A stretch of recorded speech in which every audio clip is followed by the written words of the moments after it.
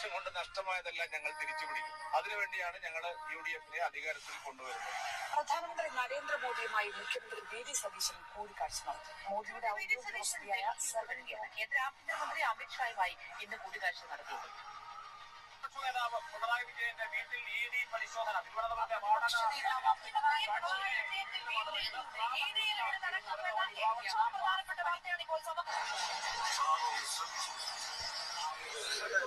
കണ്ടില്ലേ, ഇതിൽ നിങ്ങൾ കാണുന്നത് പിണറായി വിജയൻ എന്ന് പറയുന്നൊരു മനുഷ്യനെ ഇല്ലായ്മ ചെയ്യാൻ വേണ്ടിയിട്ട് സംഘികളോടൊപ്പം ചേർന്ന് നിന്നുകൊണ്ട് സതീശൻ ആദികൾ കളിച്ച കളികളാണ്.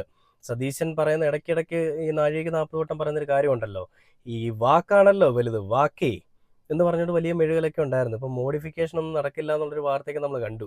മോഡിഫിക്കേഷൻ എന്ന് പറഞ്ഞുകൊണ്ട് യുവജനതയെ അല്ലെങ്കിൽ ഈ പറയുന്ന യുവത്വങ്ങളെ എല്ലാം കയ്യിലെടുക്കാനായിരുന്നു ഇവരുടെ ശ്രമം. എല്ലാം വെറും പാഴ്വാക്കാണെന്നുള്ളത് നമ്മൾ തലയിൽ തലച്ചോറുള്ള ആളുകൾക്കൊക്കെ മനസ്സിലായിട്ടുണ്ട്. തലയിൽ